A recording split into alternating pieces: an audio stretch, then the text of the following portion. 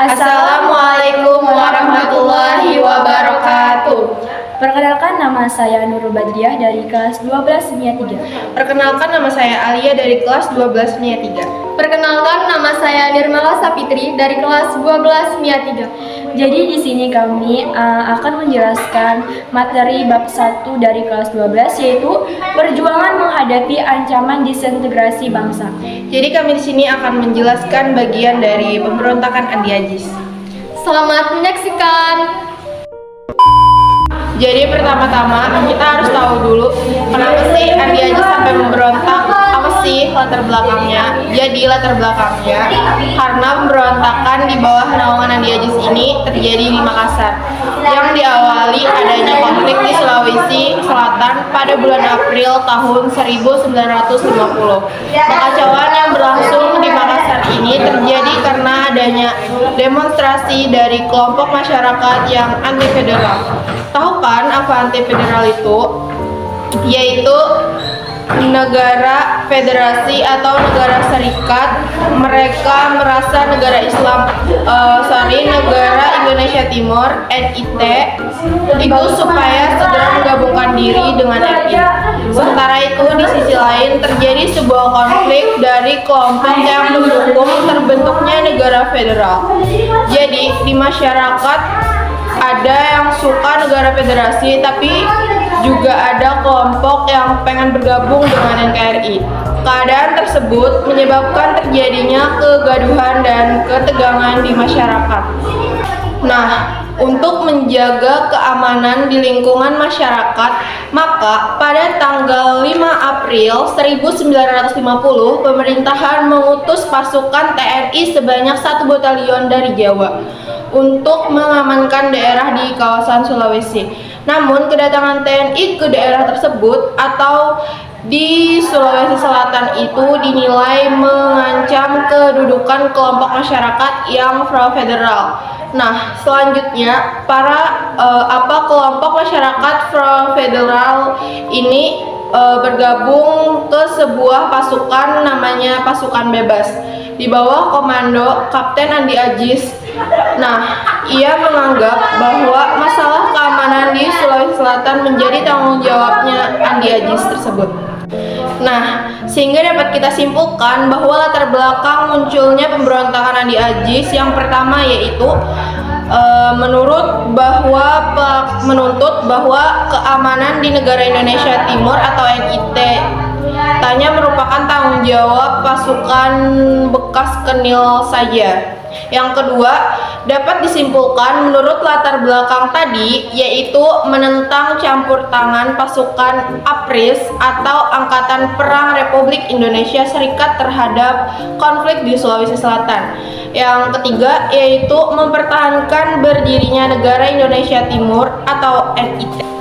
Nah, dari latar belakang tadi, sekarang kita akan melihat dampak dari pemberontakan Andi Agis. Apa sih dampaknya?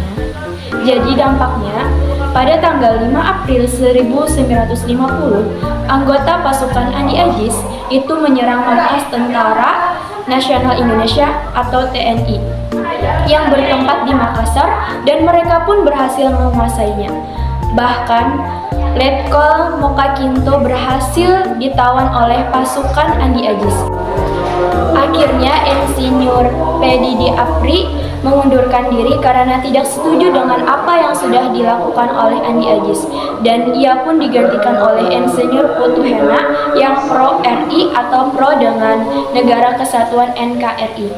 Nah, pada tanggal 21 April 1950, Sukuwati yang menjabat sebagai wali negara NIT mengumumkan bahwa NIT bersedia untuk bergabung dengan NKRI atau Negara Kesatuan Republik Indonesia.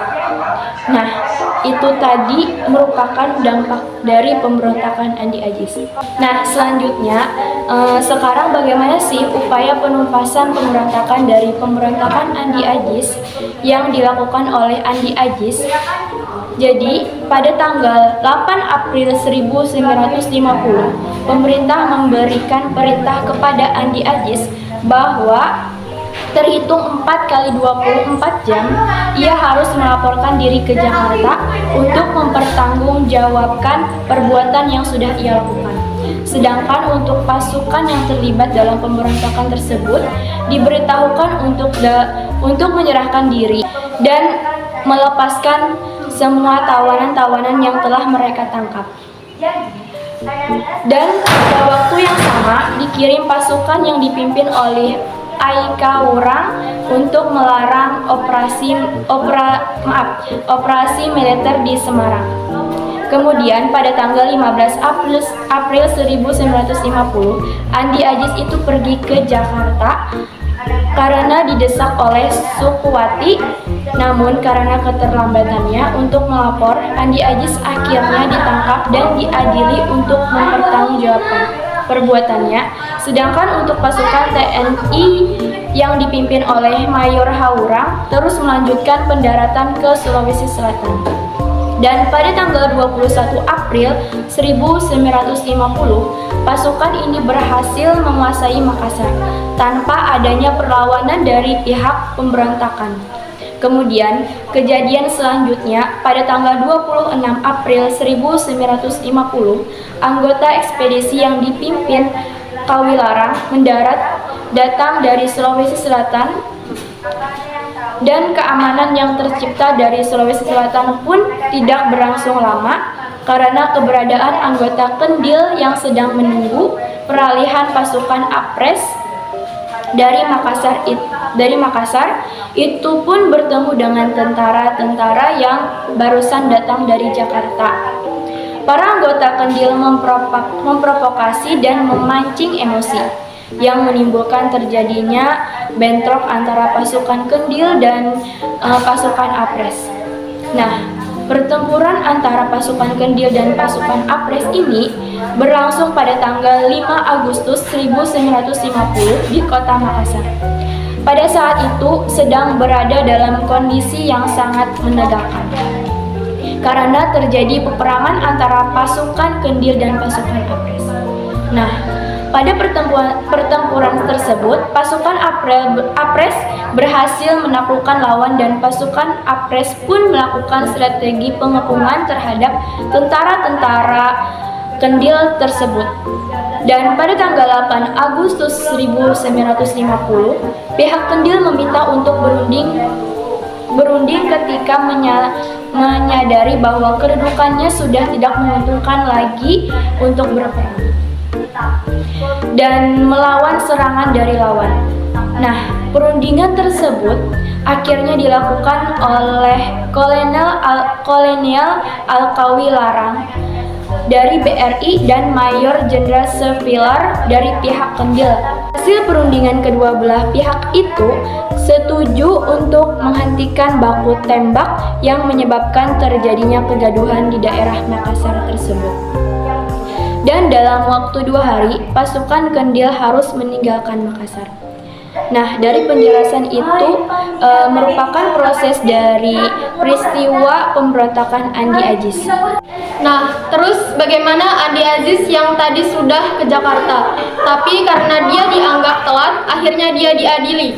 Nah, pada tanggal 30 Januari 1980, keluarga Andi Ajis diselimuti oleh duka yang mendalam karena kepergian sang kapten, Andi Abdul Aziz, di usianya yang sudah menginjak 61 tahun. Ia meninggal di Rumah Sakit Husada, Jakarta karena serangan jantung yang dideritanya. Jadi, Andi Aziz ini dianggap sebagai orang yang memimpin sebuah kegaduhan di Makassar dan diadili di Jakarta. Akhirnya, ia meninggal tanggal 30 Januari tahun 1984 sebagai orang yang sudah diperbaiki namanya. Sebagai seorang Andi Aziz, terus dia meninggal karena serangan jantung di Jakarta. Nah, itu adalah kisah tentang peristiwa dari Andi Aziz. Sekarang, hikmah di balik pemberontakan Andi Aziz itu apa? Nah, ini yang paling penting. Jadi sebagai seorang sejarawan, sebagai anak bangsa yang mempelajari tentang sejarah, kita harus tahu hikmahnya. Apa dari pemberontakan Andi Aziz ini? Kapten Andi Abdul Aziz atau dikenal Kapten Andi Aziz, ia adalah seorang pemberontak yang tidak pernah menyakiti dan membunuh orang untuk kepentingannya pribadi. Ia hanya korban propaganda dari Belanda karena kebutaannya terhadap dunia politik. Andi Aziz adalah seorang militer sejati yang mencoba untuk mempertahankan kesatuan negara Republik Indonesia pada masa itu. Dan dalam kesehariannya, seorang Andi Aziz itu dipandang dan dihargai masyarakat suku Bugis, Makassar, yang bertempat tinggal di Tanjung Priuk, Jakarta. Di sanalah Andi Aziz diakui sebagai salah satu sesepuh yang selalu diminta nasihat oleh para penduduk tentang bagaimana cara menjadikan suku Bugis, Makassar itu supaya tetap dalam keadaan rukun sejahtera. Andi Aziz juga dikenal sebagai orang yang murah hati dan suka menolong. Ia selalu berpesan kepada anak-anak angkatnya bahwa siapapun boleh masuk ke dalam rumahnya, kecuali 3 jenis manusia, yaitu pemabuk, penjudi, dan pemain perempuan. Nah, seorang Andi Aziz patut kita jadikan sebagai bahan pembelajaran bahwa kita selama hidup di dunia jangan terlalu percaya sama apa yang orang lain katakan. Percayalah kepada hati nurani dan jangan terlalu percaya kepada orang lain, karena orang itu belum tentu mengajak kita ke jalan yang benar dan mungkin malah mengajak kita untuk berbuat salah. Nah, maka dari itu alangkah lebih baiknya kita harus berwaspada dan berhati-hati dalam mempercayai orang lain. Nah, itu adalah sedikit hikmah bagaimana seorang Andi Aziz melakukan sebuah pemberontakan. Karena sebenarnya dia tidak memberontak, tapi kebutaan dia terhadap politik. Nah, sehingga mulai sekarang berhati-hatilah dalam menentukan sebuah jalan keluar dalam sebuah permasalahan. Karena kenapa? Jika kita salah dalam melangkah, tidak mau berpikir sebelumnya, maka rugi. Terima kasih karena sudah menyaksikan penjelasan dari kami. Semoga penjelasan dari kami bisa kalian pahami. Apabila ada kekurangan dalam penjelasan kami mohon maaf. Wassalamualaikum warahmatullahi wabarakatuh.